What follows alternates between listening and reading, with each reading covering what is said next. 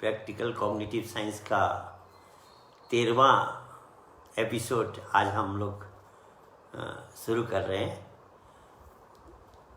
इसमें हमने ब्रेन और माइंड, मन और मस्तिष्क को लेकर काफ़ी चर्चा कर दी। आत्मा का विषय हमारा चल रहा था कि आत्मा की क्या महत्व है और आत्मा किस लिए इस शरीर में आई है। हमने आत्मा के रहस्य को समझना बहुत ज़रूरी है, क्योंकि वास्तव में हम ना मन है ना बुद्धि है, हम आत्मा हैं।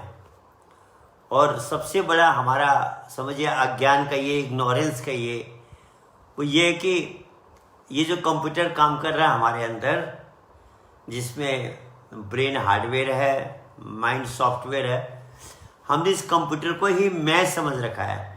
हम ये सोचने लगे कि मैं ये कंप्यूटर ही हूँ, जबकि जो मैं है वो इस कंप्यूटर को चलाने वाली पावर है।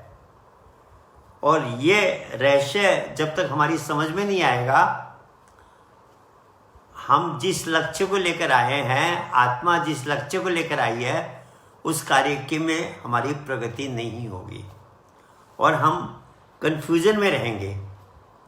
मुझे एक चर्चा याद आ गई। एक व्यक्ति ने, विदेश की बात है, पुलिस इंस्पेक्टर था, उसने श्री महाराज से पूछा कि कहते हैं सब कुछ आत्मा की शक्ति से, ईश्वर की शक्ति से सारी चीज चलती है। हम कहते हैं तेरी सत्ता के बिना हे प्रभु मंगल मूल, पत्ता तक हिलता नहीं, खिले न कोई फूल। तो सब कुछ आत्मा की शक्ति से हो रहा है, तो व्यक्ति को सजा क्यों दी जाती है? तब उन्होंने समझाया कि आत्मा और जो ईश्वर हमारे अंदर है वो बैटरी की तरह है, वो तो एनर्जी दे रहा है, काम तो ये कंप्यूटर कर रहा है। ब्रेन और माइंड का जो कंबाइन कंप्यूटर है ये काम कर रहा है। इस कंप्यूटर को अगर ये ठीक काम नहीं, ये गड़बड़ करता है, तो उसकी दोषी आत्मा नहीं है, पर सफ़र एक तरह से इनडायरेक्ट कहा जाए तो आत्मा करती है। क्योंकि जब ये शरीर छूटता है, ब्रेन हमारा यहीं रह जाता है, मन आत्मा के साथ जाता है, और जैसे इस कंप्यूटर ने कर्म किए हैं उसके हिसाब से आत्मा वैसी ही गति को प्राप्त करता है। जैसे मान लीजिए एक पैसेंजर बैठा है कार में, वो पैसेंजर कुछ नहीं कर रहा, वो दृष्टा है। ड्राइवर चला रहा है, तो ड्राइवर अगर गलत रास्ते ले जाएगा तो पैसेंजर अपने डेस्टिनेशन में नहीं पहुंच पाएगा। ड्राइवर ठीक है पर स्टीयरिंग जाम है, तो भी बेचारा पैसेंजर अपने रास्ते में, अपने ठिकाने पे नहीं पहुंच पाएगा। ऐसे ही आत्मा इस शरीर में दृष्टा बन के बैठा हुआ है, एज ए विटनेस है। काम ये कंप्यूटर कर रहा है। और जब तक हम अध्यात्म को नहीं समझते हैं, स्पिरिचुअल डिस्कोर्सेस को नहीं सुनते हैं, ये हमारे ब्रेन के समझ में ये बात नहीं आती है कि ये जो बॉडी में इम्पोर्टेंट आत्मा है, और ये इस कंप्यूटर ने आत्मा को उसके डेस्टिनेशन में पहुंचाने का काम करना है। ये सबसे ज़रूरी काम है, प्राइमरी काम है। ये बात इस ब्रेन को समझाने के लिए ही ये आध्यात्मिक कार्यक्रम किए जाते हैं। इसलिए जितना ज़्यादा हम स्पिरिचुअल डिस्कोर्सेस को सुनेंगे, जितना ज़्यादा हम सत्संग को सुनेंगे, तो धीरे धीरे ये ड्राइवर, ब्रेन रूपी ड्राइवर की समझ में ये बात आएगी कि आत्मा का जो लक्ष्य है, इन्फिनिटी को प्राप्त करना, अनंतता को प्राप्त करना, ये लक्ष्य को प्राप्त करने में मुझे कार्य करना है। तो सज्जनों, इसीलिए आध्यात्मिक चर्चा का बहुत बड़ा महत्व हो जाता है। और नहीं तो क्या होता है, हम संसार में भूले रहते हैं, मैं मन ही हूँ। ये बहुत बड़ी इग्नोरेंस हमारे अंदर रहती है, और मन को सेटिस्फाई करने के चक्कर में हम पूरा जीवन बिता देते हैं। मन कभी सेटिस्फाई नहीं होता, अंत में पछताते हुए जाते हैं। तो ये जो काम है, मन को, मैं मन नहीं हूँ, मैं आत्मा हूँ और इस आत्मा का जो लक्ष्य है उसको प्राप्त करने में ये बुद्धि और मन के कंप्यूटर ने काम करना है। दूसरा क्या प्रॉब्लम है, जब मन इस आत्मा के साथ जाएगा, अगर मन के अंदर वायरस है, वह वायरस इस जन्म में तो परेशान कर ही रहे हैं, अगले जन्म में भी परेशान करेंगे। तो जाने से पहले मन को वायरस से, ये जो इसके अंदर समझिए काम क्रोध लोभ मोह अहंकार रूपी ये जो वायरस है, जो इसके अंदर विकार है, इसको समाप्त कर देते हैं अगर हम, और मन निर्मल हो जाता है, तो यह आत्मा फिर अपने स्वरूप को प्राप्त कर सकती है। इसलिए धर्म जो वास्तव में है, आत्मा के रहस्य को जो व्यक्ति जितना ज़्यादा समझता है, वो उतना ही धर्म के रहस्य को समझता है। मुझे एक दृष्टांत याद आ गया। एक मठ था, उसमें गुरुजी थे। एक व्यक्ति आया, बोला जी मैं दरबार में रहना चाहता हूँ, आपके आश्रम में सेवा करना चाहता हूँ, तो मैं सेवक बनना चाहता हूँ। तो गुरुजी ने पूछा, सेवक दिखना चाहते हो या बनना चाहते हो? बोला जी दिखना नहीं, बनना चाहता हूँ। जो आप सेवा देंगे, जो आज्ञा देंगे, मैं उसको करूँगा। तो उसको भंडारे में सेवा दे दी गई। सारे आश्रम वासियों के लिए खाना बनाता था और बाद में बर्तन वगैरह साफ करता था। दिन रात वह सेवा में लगा रहा। सेवा ही उसने अपना धर्म मान लिया था। बड़े बड़े विद्वान उस गुरुकुल में थे, उस आश्रम के अंदर थे, पुराने पुराने भगत लोग थे। उसको सब एक साधारण दृष्टि से देखते थे कि आया है, बर्तन मलता है, खाना बनाते हैं। जब गुरुजी की उम्र काफ़ी हो गई और उनको ये हुआ कि भाई मैंने अपना उत्तराधिकारी बनाना है, तो उन्होंने क्या किया, एक बोर्ड में एक बात लिखी। बोर्ड में कहा, आत्मा के बारे में जो सबसे सुंदर बात लिखेगा, गहन बात लिखेगा, वही मेरा उत्तराधिकारी बनेगा। तो बड़े बड़े मंथन हुए। जो बड़े बड़े विद्वान शिष्य थे, उन्होंने विचार विमर्श करके जो उसमें सबसे इम्पोर्टेंट माना हुआ शिष्य था, जिसको लोग सबसे ज़्यादा वहाँ आश्रम में इज्जत और सम्मान करते थे, उसने बहुत सोच समझ के 3 लाइन लिखी। आत्मा एक दर्पण की भांति है, इसमें विकारों का मेल लगा हुआ है और उस विकारों रूपी धूल को साफ करना ही धर्म है। सबने कहा वाह वाह, कितना सुंदर लिखा है। आत्मा दर्पण का मतलब एक शीशे की भांति है।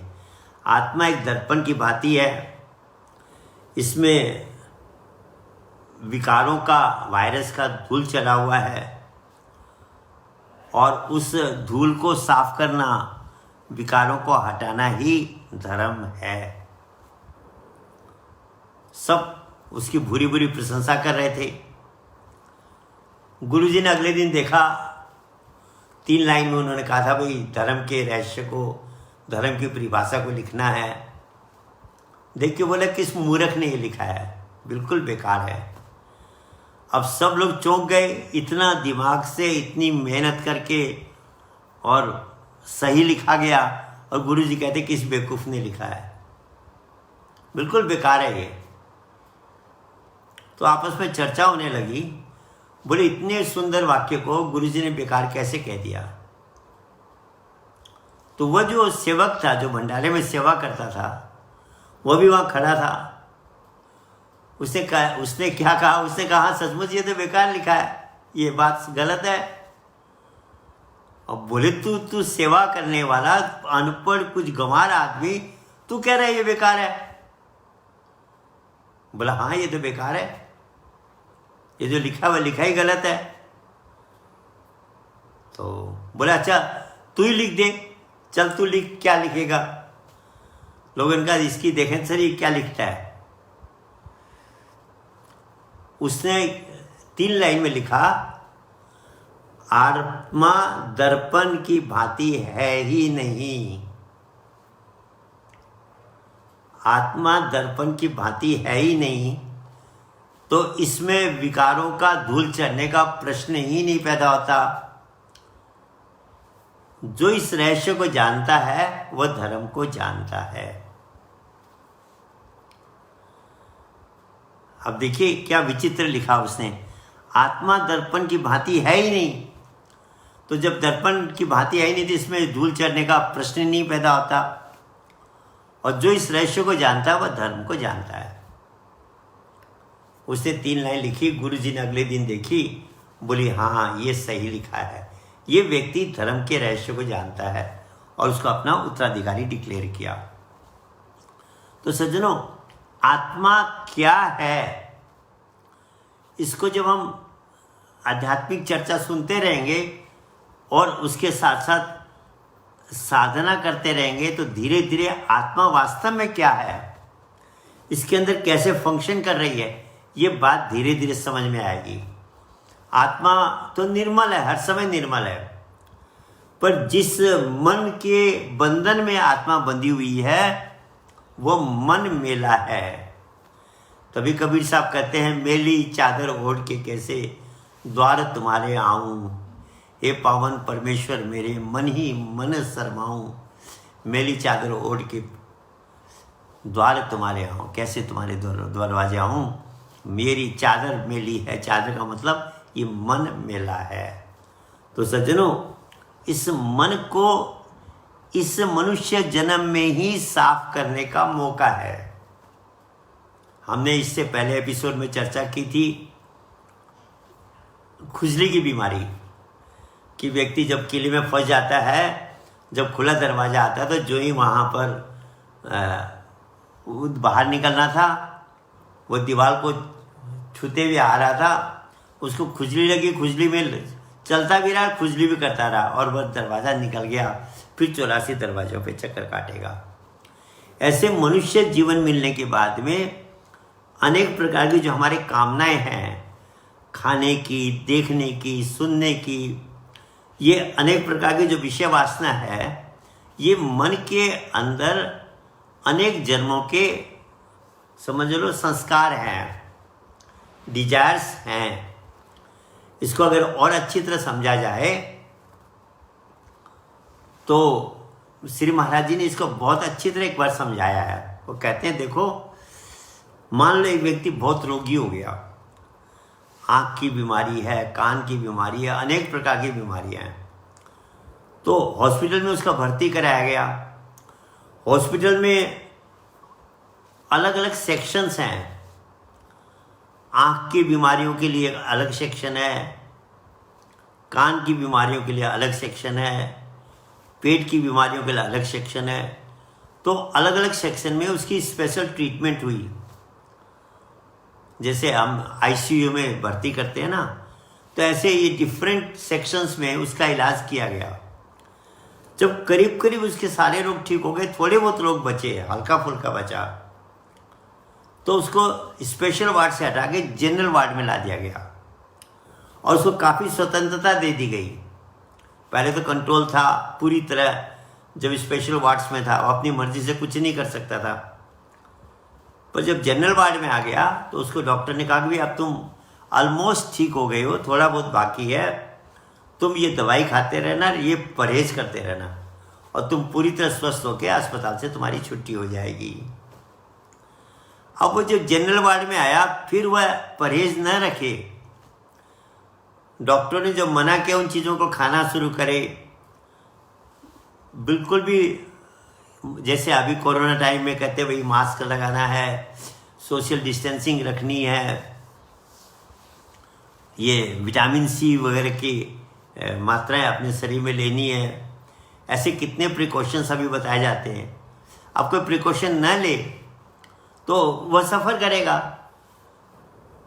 तो अब वह पेशेंट जनरल वार्ड में आ गया, अगर उस समय वह पेशेंट केयरलेस हो जाता है तो क्या होगा?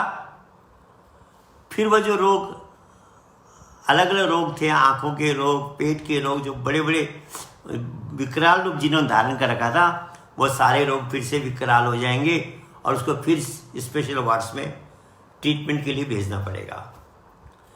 बिल्कुल यही 84 लाख योनियां है। हमारे अंदर मनुष्य जीवन में बहुत प्रबल इच्छाएं जागृत हो जाती है, देखने की, सुनने की, स्वाद चखने की।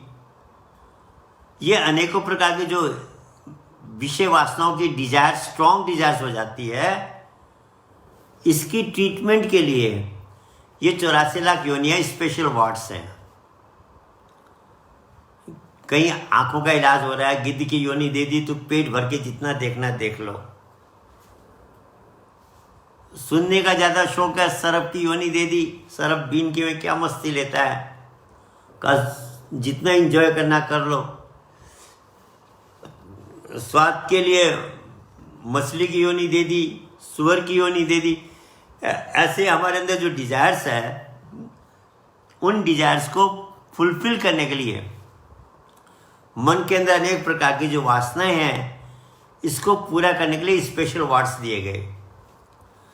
और जब ये इच्छाएं बहुत न्यून मात्रा में रह गई, मिनिमम स्थिति में रह गई, तो ये जनरल वार्ड है मनुष्य शरीर। इसमें कहा गया कि 2 काम करना है, दवाई खानी है और परहेज करना है, तो तुम रोग मुक्त हो जाओगे। तो क्या कहा कि विषयों से परहेज करना है। जिन विषयों के चक्कर में 84 लाख योनियों में ट्रीटमेंट करा के तुम आए हो, ये जो विषयों के प्रति मन की आसक्ति है, इसको कंट्रोल करना है और मन को साफ करने के लिए गर्म में जो मेडिटेशन किया था, उस मेडिटेशन को करना है। ये इंस्ट्रक्शन मनुष्य शरीर में दिया गया। पर हम क्या करते हैं? हम फिर ये इंद्रियों के विषयों में फिर इस मन को लगा देते हैं, और मन के पास तो बुद्धि है नहीं। जिस चीज में मन को ज्यादा लगाएंगे, मन उसी चीज में डूबता चला जाएगा। आप देखिए, ऊपर चढ़ना कठिन होता है, नीचे उतरने में तो जरा सा फिसल जाओ, अपने आप नीचे जाते हो। ऐसे मन को मेडिटेशन में लगाना, साधना में लगाने में थोड़ी मेहनत है, और इंद्रियों के विषय में इसको लगाने में तो डूबता चला जाएगा, ये तो गिरने वाली बात है। तो हम क्या करते हैं? जनरल वार्ड में परहेज नहीं करते, फिर अनेक रोगों से मुक्त ग्रसित हो जाते हैं, फिर हमको 84 लाख योनियों में भेजना पड़ता है। क्योंकि रोगी, आप देखिए, किसी को कोरोना लग गया हो तो घर में उसको आइसोलेट करेंगे या हॉस्पिटल भेज देंगे? क्योंकि अगर वो नजदीक रहेगा तो औरों को भी कोरोना लगा देगा। ऐसे जो प्रभु का धाम है, वहां जब तक ये आत्मा निर्मल नहीं होगी, मतलब ये मन निर्मल नहीं होगा, यह आत्मा अपनी स्थिति को प्राप्त नहीं कर सकती। अगर हम दूसरे एंगल से कहें तो मन रूपी शीशा जब तक साफ नहीं होगा, आत्मा अनंतता को प्राप्त नहीं कर सकती। एक्चुअली क्या है, ये बहुत टिपिकल बात है। आप देखिए, छोटी चीज बड़े में समाती है। जनरली हम देखते हैं छोटी चीज बड़े में समाती है, पर अध्यात्म में उल्टा है, बड़ी चीज छोटी में समाती है। तभी तो कबीर साहब ने कहा, बरसे कंबल भीगे पानी, कबीर साहब की उल्टी वाणी। अध्यात्म जो है बिल्कुल ऑपोजिट है। यहाँ स्थूल सूक्ष्म में डिजॉल्व होता है। आप प्रैक्टिकल भी देखिए, वैसे पृथ्वी को कंटेन जल ने कर रखा है, जल को कंटेन वायु ने कर रखा है, जो उससे सूक्ष्म है। वायु को कंटेन आकाश ने कर रखा है, और आकाश को भी कंटेन उस सूक्ष्म शक्ति ने कर रखा है, जो एनर्जी है, अक्षर ब्रह्म है, उसने कंटेन कर रखा है। तो आत्मा उस अनंतता को प्राप्त करने के लिए आत्मा ने केवल अपने आप को जानना है। और यही बात सॉक्रेट्स कहते हैं, मैन नो दाई सेल्फ, हे मानव तू अपने आप को जान कि तू वास्तव में क्या है। और ये बात एक दिन में, एक बार में समझ में नहीं आती। जब हम अध्यात्म में, स्पिरिचुअल डिस्कोर्सेज में, सत्संग में रेगुलरिटी लेते हैं और ब्रेन को धीरे धीरे जब ट्रेनिंग देते हैं तो धीरे धीरे इस बुद्धि की समझ में ये बात आती है। ये ड्राइवर इस बात को समझता है कि वास्तव में इसमें जो पैसेंजर है, इसमें जो मेन चीज़ है वह आत्मा है। और इस आत्मा के कल्याण के लिए, आत्मा को मुक्त कराने के लिए, आत्मा को इन्फिनिटी में पहुंचाने के लिए ये लक्ष्य मनुष्य जीवन में ही पॉसिबल है। इसलिए सज्जनों, आत्मा के रहस्य को समझना, आत्मा वास्तव में क्या है, ये बात को समझने में मेहनत जरूर है पर असंभव नहीं है। तो इसलिए सॉक्रेट्स ने कहा, हे मानव तू अपने आप को जान कि तू जो है, तू शरीर नहीं है, तू बुद्धि भी नहीं है, तू मन भी नहीं है। तो इन सब के पीछे जो शक्ति है चेतना की, तू तेरा स्वरूप वह है। तभी तो हम भजन में भी गाते हैं ना, तेरा सत्य चित्त आनंद रूप कोई कोई जाने रे, तेरा सत्य चित्त आनंद रूप कोई कोई जाने रे। तो वह जो आत्मा हमारे अंदर है, जो हमारा वास्तविक स्वरूप है, ये किस लिए शरीर में आई है, कहाँ जाना है, ये सारी बातें सत्संग के द्वारा आध्यात्मिक चर्चा में धीरे धीरे हमारी समझ में आती है। आप देखिए, पहले ज़माने में किले होते थे, जो राजा लोग का राज्य होता था, शहर होता था, उसकी चारों तरफ एक बाउंड्री लगाकर किला के रूप दिया जाता था, उसमें गेट होता था। कोई अजनबी आता था तो गेट पे चौकीदार पहले उसका इंटरव्यू लेते थे और डाउट होने से उसको अरेस्ट कर देते थे, और सेटिस्फाई होते थे तो उसको अंदर जाने देते थे। पूछते थे, भाई तुम कौन हो, कहाँ से आए हो, कहाँ जाना है, किसके पास जाना है। आप वैसे भी किसी ऑफिस में भी जाते हैं, जैसे सिक्योरिटी लगी रहती है, वो भी यही प्रश्न करता है, आप कौन हो, कहाँ से आए हो और किससे मिलना है, कहाँ जाना है। अब वो कहे जी मुझे पता ही नहीं मैं कौन हूँ, मुझे कहाँ जाना है, तो आप क्या कहेंगे, वो पागल है, इसका यही पता नहीं कौन है, कहाँ जाना है इसको।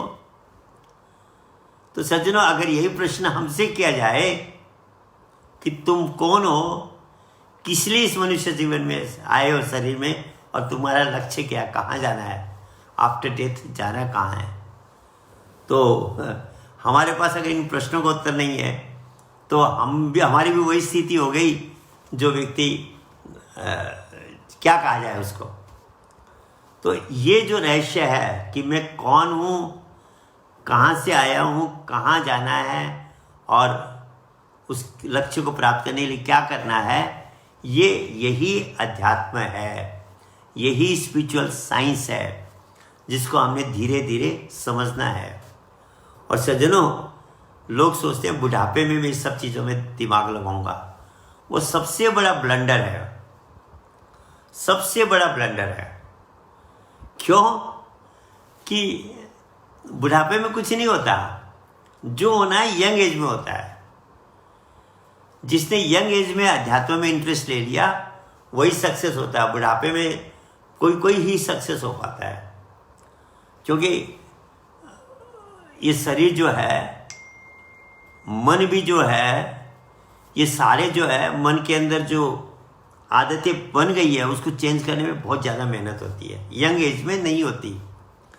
इसलिए साधना, मेडिटेशन, हर चीज़ जवानी में आप देखिए, वैसे भी एक आदमी बुढ़ापे में उतना काम नहीं कर पाता है जितना जवानी में करता है। और ये बात अध्यात्म ये याद दिलाता है कि जो तुम्हारा शरीर है वैसा हमेशा नहीं रहेगा। बुद्ध ने इसी को क्लेशास कहा।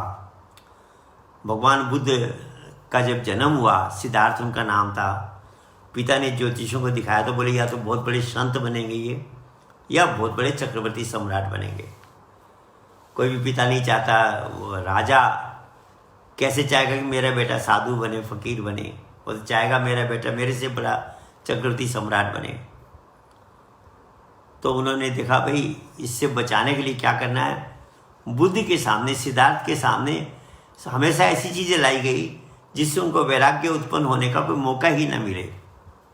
ना हरी चर्चा सुनने को मिली, ना कोई ऐसा दृश्य देखने के लिए उनके सामने पेश हुआ जिससे उनके अंदर कोई भी वैराग्य की जागृति उनके अंदर हो। बड़े हो गए, शादी हो गई, बच्चा हो गया। अब बोले अब तो सोचा कि अब क्या है, अब तो हो गया, अब थोड़ी ये साधु बन सकते, थोड़ी फकीर बन सकते। तो थोड़ा रिलैक्स कर दिया गया कि अब, और पहले उनका बाहर जाना भी मना था, धीरे धीरे वो बाहर भी जाने लगे। तो एक दिन जब वो जा रहे थे, रथ में बैठे थे, जो उस समय रथ का जो सारथी था, ड्राइवर था, वो ले जा रहा था। रास्ते में देखा उन्होंने एक व्यक्ति ऐसे कुबड़ा होके लट्ठी के सहारे चल रहा है, कमर झुकी हुई है। अरे बोले सीधा क्यों नहीं चल रहा है, ये झुक करके क्यों चल रहा है। बोले बुढ़ा हो गया।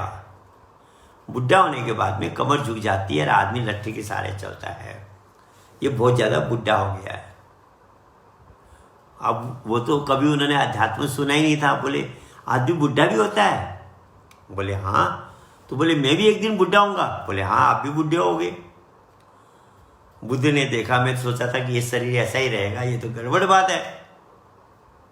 एक क्वेश्चन मार्क आ गया कि एक दिन बुढ़ापा में ये जो कष्ट होता है, ये कष्ट मेरे जीवन में भी आएगा। आगे चला तो देखा एक व्यक्ति को लोग उठा करके ले जा रहे थे। बोले भी क्या हो गया, ये तड़फ रहा है, क्यों तड़फ रहा है। बोले रोगी हो गया, इसको रोग लग गया है, श्वास की बीमारी होगी, तड़फ रहा है, इसलिए इसको अस्पताल डॉक्टर के पास ले जा रहे हैं। बोले रोग भी लगता है शरीर में। बोले हाँ लगता है, और रोग लगने से अनेक कष्ट लगते हैं। बोले लगते हैं। बुद्ध ने सोचा रहे ये, मैं सोचा था शरीर हमेशा ही ऐसा जवान का जवान रहेगा, स्वस्थ का स्वस्थ रहेगा, इससे तो बुढ़ा भी होना है, इसमें रोग भी लगने हैं। आगे गए तो देखा कि एक लाश को 4 आदमी ढो रहे थे और राम नाम सत्य है, सत्य बोलो गतय करके जा रहे थे। बोली इस आदमी को लेटा कर, आदमी हिल भी नहीं रहा, इसको 4 आदमी क्यों ले जा रहे हैं, कहाँ ले जा रहे हैं। बोले शमशान घाट ले जा रहे हैं, इसको जला देंगे। बोले क्यों, आदमी को क्यों जलाएंगे। बोले मर गया। बोले मरने का मतलब, बोले एक दिन इस शरीर में चेतना नहीं रहती, आदमी मर जाता है और मरने के बाद उसके शरीर को जला दिया जाता है। तो बोले मैं भी मरूंगा। बोले हाँ, आदमी सब ने जो आया संसार में उससे सबको जाना है। कहते हैं आए हैं सो जाएंगे, राजा रंग फकीर, कोई सिंहासन चढ़ चला, कोई बंधा जाए जंजीर, कोई मन के बंधन में जाएगा, कोई मुक्त होके जाएगा, जाना सबने है। तो बोले मृत्यु तो डेथ इज गारंटीड। साइंस भी इस बात को मानती कि भगवान को माने न माने, नास्तिक लोग भगवान को न माने, पर इस बात को साइंस भी मानती है, नास्तिक भी मानता है कि एक दिन मौत निश्चित है, डेथ इज गारंटीड। अब बुद्ध को ये 3 बातों ने परेशान कर दिया। इसको 3 क्लेशास कहते हैं बुद्धिज्म में, कि व्यक्ति ने बुढ़ा भी होना है, रोग भी लगना है और एक दिन मृत्यु भी होनी है। इससे बचने का उपाय क्या है। इस चिंतन में बुद्ध ने घर छोड़ा, परिवार छोड़ा और सत्य की खोज की, और अंत में उस सत्य को प्राप्त किया, एनलाइटनमेंट को प्राप्त किया, और इस आत्मा को मुक्ति का जो साधन था उसको उन्होंने प्रैक्टिकल किया लाइफ में। तो सज्जनों, सब कुछ जवानी में करना है, बुढ़ापे में कुछ नहीं होना। उसके बाद तो केवल पछताना रहता है। और बुढ़ापा ऐसी चीज़ है जाने के बाद वापस नहीं आता, आने के बाद जाता नहीं है, और जवानी जाने के बाद वापस नहीं आती। तभी एक शायर ने कहा, ये दुनिया एक सराय फ़ानी देखी, हर चीज़ यहाँ की आनी जानी देखी, जो जाके ना आए वो जवानी देखी, और जो आके न जाए वो बुढ़ापा देखा। जवानी जाने के बाद वापस नहीं आती, बुढ़ापा आने के बाद वापस नहीं जाता। तो सज्जनों, इसलिए कहा अच्छे काम को कल पर मत छोड़ो। रावण ने यही तो सीख दी लक्ष्मण को कि लक्ष्मण, मैंने बहुत से अच्छे काम सोचे थे, समुद्र के खारे पानी को मीठा बना के वाटर की प्रॉब्लम हल कर दूंगा, मैं डिसैलिनेशन कर दूंगा, कोई ऐसी केमिकल, कोई ऐसा फॉर्मूला उसके दिमाग में रहा होगा, वो तो बहुत बड़ा साइंटिस्ट था, विद्वान था, कि मैं पानी को मीठा बनाने का कोई फॉर्मूला, अभी भी विज्ञान वैसे फॉर्मूले निकाल रही है। सोने में सुगंध ला दूंगा। आप देखिए क्या मॉलिक्यूलर स्ट्रक्चर चेंज करने का उसने प्लानिंग किया होगा कि सोने में सुगंध ला दूंगा, स्वर्ग तक जाने की सीढ़ियाँ बना दूंगा, मतलब रोपवे बना दूंगा। तो कहने का मतलब बोला कि मैंने कितने अच्छे काम सोचे थे और वह करता तो मेरी जय जयकार होती, मेरा यश फैलता। एक बुरा काम दिमाग में आया सीता के हरण का, और वह मैं आज मेरा सारा कुल नाश हो गया, मैं आज डेथ बेड पे अंतिम सांसें गिन रहा हूँ। तो सज्जनों, सबसे जो अच्छा काम है वह आत्मा के रहस्य को जानना है, अपने आप को जानना है कि मैं वास्तव में कौन हूँ, क्यों आया हूँ, किस लिए आया हूँ और कहाँ जाना है और क्या करना है मुझे। How to live the best way of life. शरीर में, मानव शरीर का सबसे बढ़िया उपयोग कैसे करना है, ये बात धीरे धीरे अध्यात्म के द्वारा, स्पिरिचुअल डिस्कोर्सेस के द्वारा समझ में आएगी। तो आत्मा का हमारा प्रसंग चलता रहेगा। समय हो गया है तो हम इसको कंटिन्यू करेंगे कि आत्मा क्यों इस शरीर में आई है और कैसे ये अपने लक्ष्य को प्राप्त करेगी, इसका लक्ष्य क्या है। तो धीरे धीरे हमारी चर्चा में ये कंटिन्यू रहेगा। आज सबको मेरा धन्यवाद, नमस्कार।